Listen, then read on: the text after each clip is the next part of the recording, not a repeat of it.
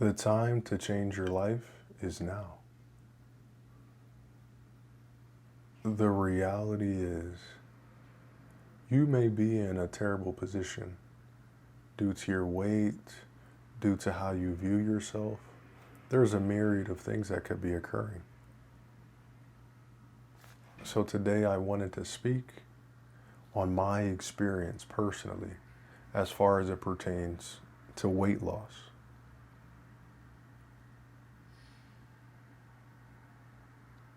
So, guys, I'm here with you all. It's been a different day. I'm actually filming this on Monday today. And if I'm honest, I had a bit of trepidation about, okay, what am I going to post?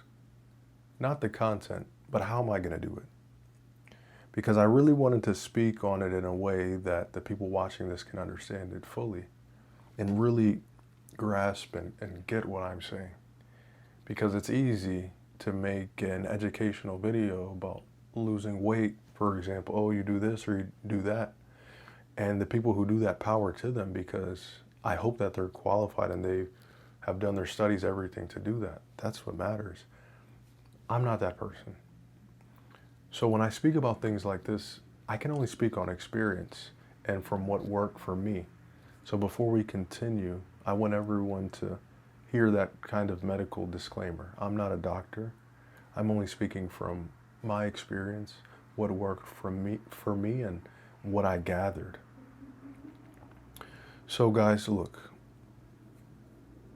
I've spoken about my basketball career, I would say, a plethora of times here on this channel. And during this time, that every day I wouldn't be able to train, I wouldn't be able to do anything. I would be at home, I would be in not the best environment at the time in terms of relationships, health, in every way. And I would just be in my bed. I was stuck there. And I would see a lot of darkness present itself and a lot of, let's say, sinister like things trying to appear, right? Because ultimately, the devil will feast on you when you are victimized. When you are in a victimized position, the devil will eat you up and spit you out. He will use you to accomplish what he wishes to accomplish and then push you to a side like you're nothing. And I started to feel that, hey, the devil was definitely trying to, let's say, get me. And he did. He definitely did. The thing was, thank God, he didn't do it in a way that I could never come back from. And it wasn't as severe or as dire as it could have been, because God was always guiding me, even if I wasn't with God, which I wasn't. Let me clarify that I wasn't at this time. I was just a boy. And I remember being in my bed and these thoughts come in, oh, this, and I'm like, oh man. And every day be getting worse and worse and worse and worse and worse. And I'm like, well, where's the hope for me? What am I to do here? And I remember towards the end of this process, I was listening to violent music. I was listening to hip hop. I was listening to everything. I was watching shows. I was watching adult content, all of this stuff. And I remember going in the mirror and looking at myself. My skin was terrible.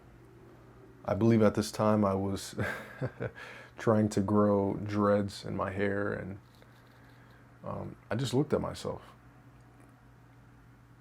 And I was like, man, what is this?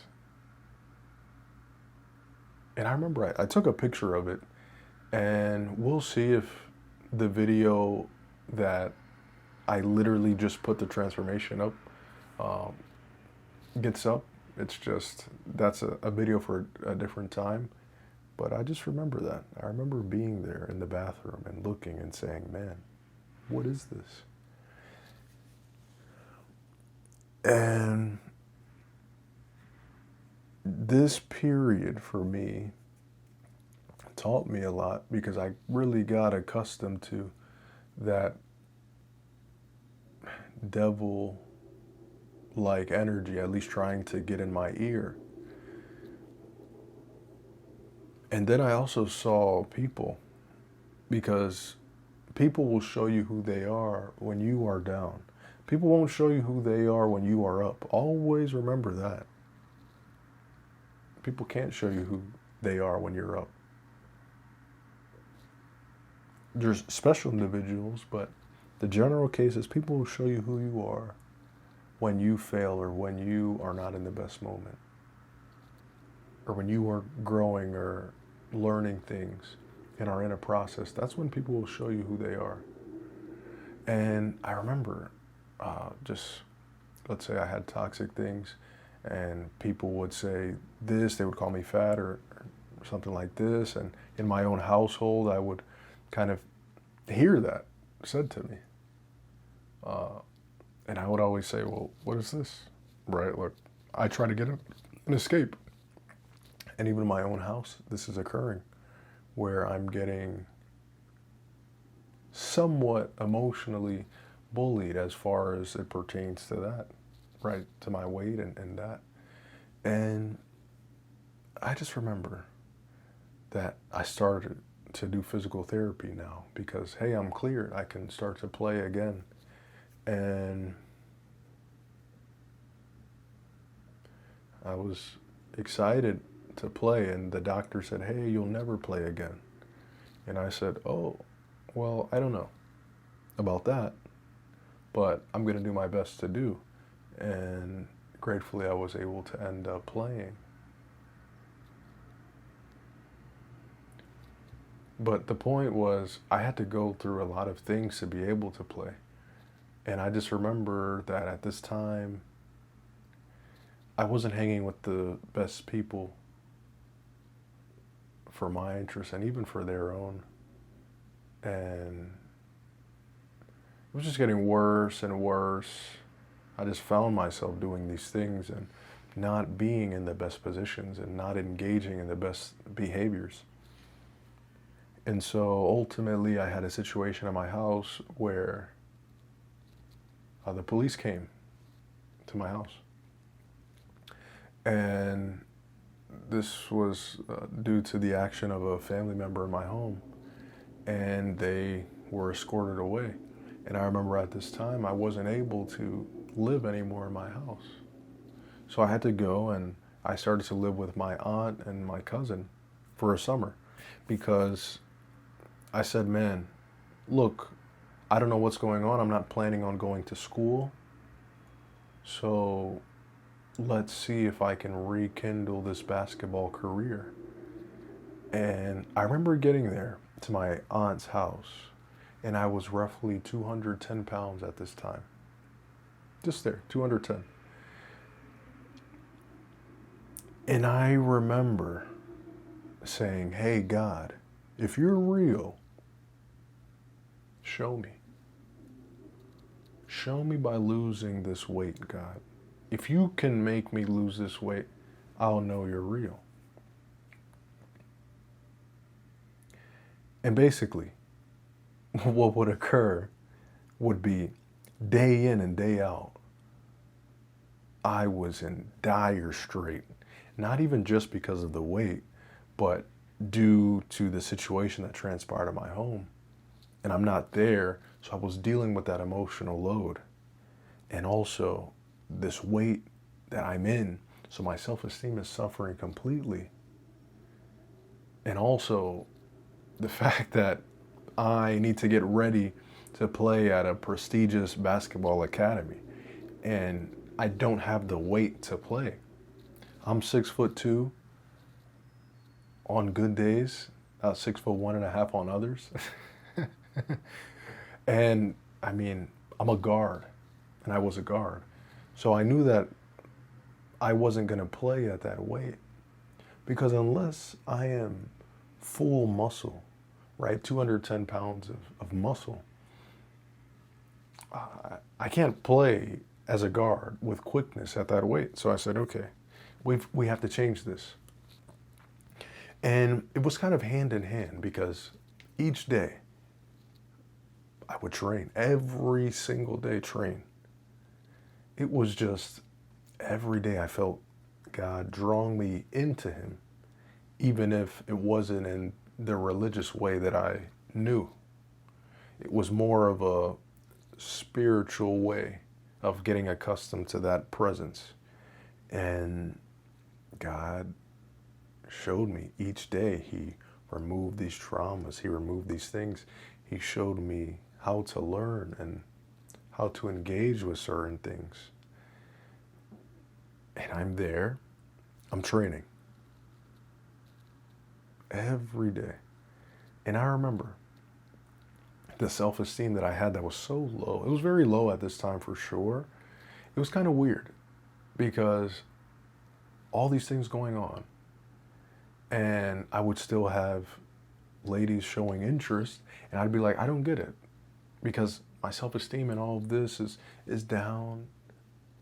It's just obviously the ladies who were showing interest weren't necessarily the ladies that I would have been the most attracted to. Especially now that I'm with Christ and not at that time. So what I would do is each day I would wake up. I would train with my cousin. We would go train at LA Fitness. And then after that I would come back and I would start to do work. And at this time, it was really a mental work. I would be reading and I would be engaging in these things. And also, I started to apply to get kind of manual labor situated. Like, hey, let's get you a position at work so that you can work. And of course, at this time, I'm like, man, I just want to live. Work right now doesn't sound like the best thing for me. So I would always put it off like, yeah, I'll do it tomorrow or something, right? And I'll apply, I'm waiting for this. And ultimately, I never really worked. I ended up working for a month at a pizza parlor. It was a nice experience, but I wouldn't consider that really as a prolonged work experience. So my real work during these days was roughly from 9 a.m. to 5 p.m. every day. I'd be training every day. Every day I would train. Because I'm out there in the sun, playing, engaging with people on the street. In the neighborhood, we would play basketball, we would play pickup, we would do these things. My cousin would come and play at times too. And I just saw my horizon, everything change. And I was still very secular at this time. So I remember going on dating apps and this to see, oh, okay, am I able to engage with this person? Because that's what I thought was the right thing to do at this time. It's just now I know that that is not the case. And I noticed my self-esteem. As I lost weight, I noticed my self-esteem completely changed. I looked at myself in the mirror like, this can't be real.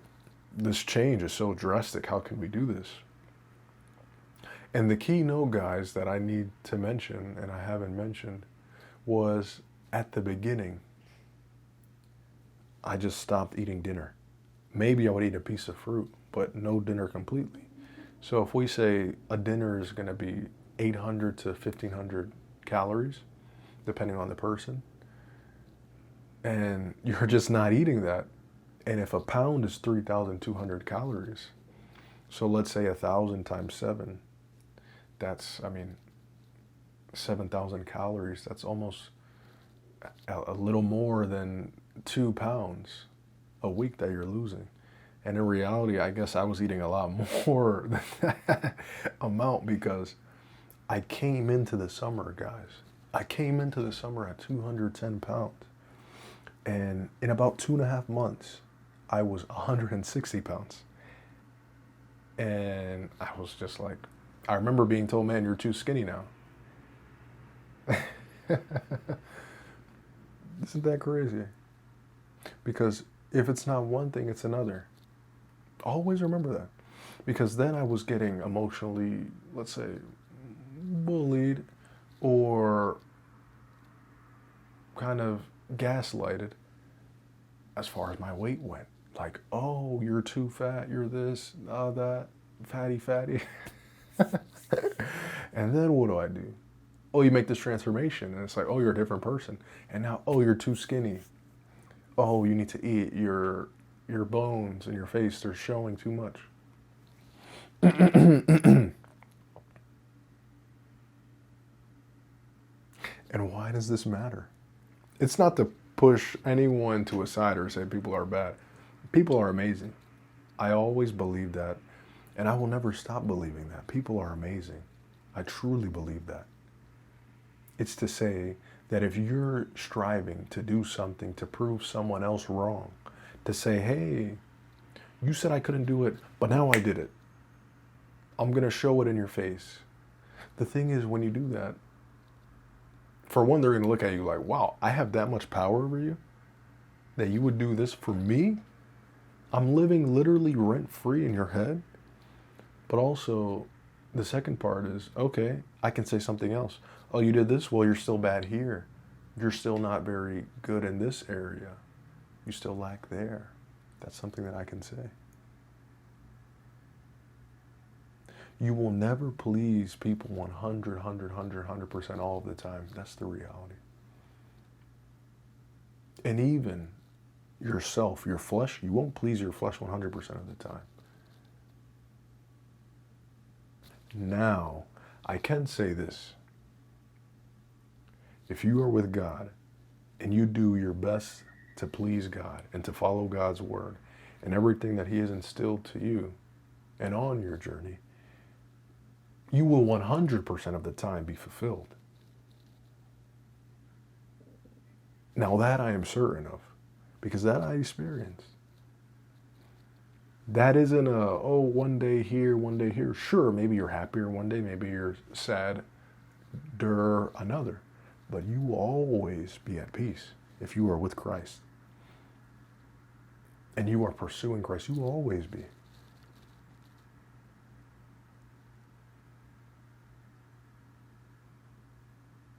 And that's been the greatest takeaway that I've got on that journey. Sure, I lost 50 pounds in about 2.5 months. And people still had something to say. And I'm sure maybe you had a mom, maybe you had a toxic relationship, a toxic person around you, and you're trying to prove them wrong, or you're trying to show people, look at me, look at how handsome I am, look at how beautiful I am, look at the money I have. But people will always have something to say, regardless of what you are or what you do. Always. So don't focus who you are and your values on other people, but focus them on God's mission for you, and focus that energy on trusting God and loving the creation that he has made, which is you. Because if you strive to please yourself, you will lose. That's for one. You will always lose if you strive to please yourself. I mean, we are narcissistic creatures by nature. You will always lose if you strive to please yourself. If you strive to please other people, you will lose, because you can't please other people all of the time. And then you will have to do things that may not please you. So you're not pleasing yourself or others. Now, if you strive to please God and to please the journey for you and that you're on, you will always be fulfilled. And I'll take fulfillment over happiness, over a temporary feeling, 110% of the time. And that's what I wish for you. That if you get anything from this video, sure, the weight loss was cool, right? And I'm very grateful for that experience, because if I didn't have it, I couldn't have this chat with you guys. But I can say, if there's one thing for you to know, it's to trust God with all that you have, all of your might, and forget about yourself, forget about others, in pleasing them. If you do that,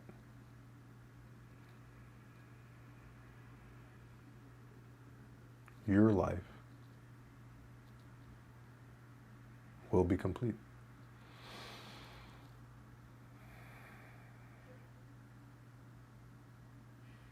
So yes, guys,